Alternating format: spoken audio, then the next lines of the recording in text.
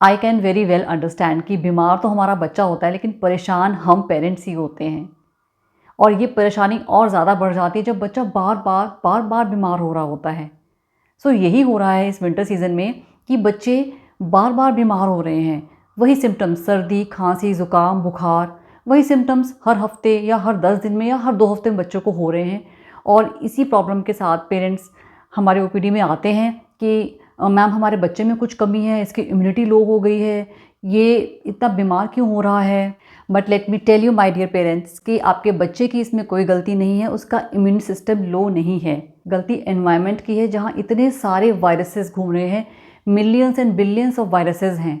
अगर हम नाम लेना शुरू करें तो rhino virus, adeno virus, influenza virus, para influenza virus, echo virus, corona virus, RSV, coxsackie virus और न जाने कितने सारे वायरसेस इस एनवायरनमेंट में हैं कि बच्चा चाहे अनचाहे कोई ना कोई वायरस कॉन्ट्रैक्ट करता ही रहता है।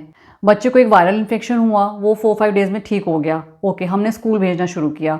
अब किसी और बच्चे में कोई और वायरस का इन्फेक्शन हुआ है और वो बच्चा उसके कांटेक्ट में आया है। चलो कांटेक्ट में नहीं भी आया, मान लो वो डायरेक्ट कांटेक्ट में नहीं आया, उसे हमने समझा दिया कि किसी बच्चे को बुखार खांसी है तो आप उसके पास नहीं बैठेंगे, ओके फाइन। लेकिन सरफेस कंटामिनेशन का क्या? उस बच्चे ने अपनी नोज़ी पे हाथ लगाया, उसने किसी डेस्क को हाथ लगाया या उसने किसी कॉपी बुक को हाथ लगाया और उस पे ही किसी नॉर्मल बच्चे ने भी टच कर दिया और उसके बाद उसने अपने नोज़ पे और माउथ पे हाथ लगाया, हो गया इन्फेक्शन ट्रांसफ़र। सो इसीलिए हमें लगता है कि हमारे बच्चे की इम्यूनिटी कम है, वो बार बार बीमार हुए जा रहा है। सो एक वायरस से बच्चा ठीक होकर हटा है, अगले ही हफ्ते किसी और वायरस ने कॉन्ट्रैक्ट कर लिया, किसी और वायरस ने उसको जकड़ लिया तो उसको फिर से सिम्टम्स आ गए। सो माय डियर पेरेंट्स, ऐसे में आपको परेशान नहीं होना है। सेम वही मेडिसिन आप रिपीट कर सकते हो, अपने डॉक्टर से कंसल्ट करते रहें कि कोई सिवियर इन्फेक्शन की तरफ तो नहीं प्रॉब्लम जा रही है।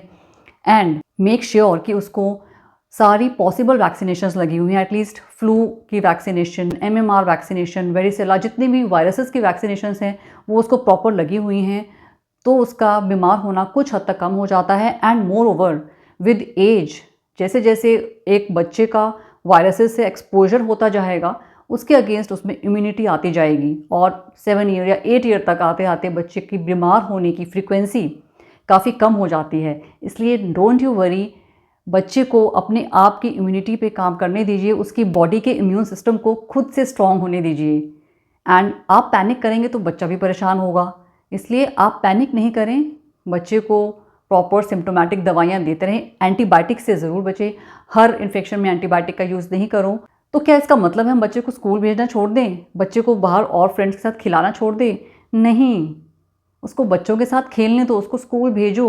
हाँ, जब वो बीमार है तब ज़रूर उसको घर पे रखो, उसको भी रेस्ट मिलेगा और बाकी बच्चों में भी इन्फेक्शन स्प्रेड होने से बचेगा। आइसोलेशन कोई भी लॉन्ग टर्म सॉल्यूशन तो नहीं है, है ना?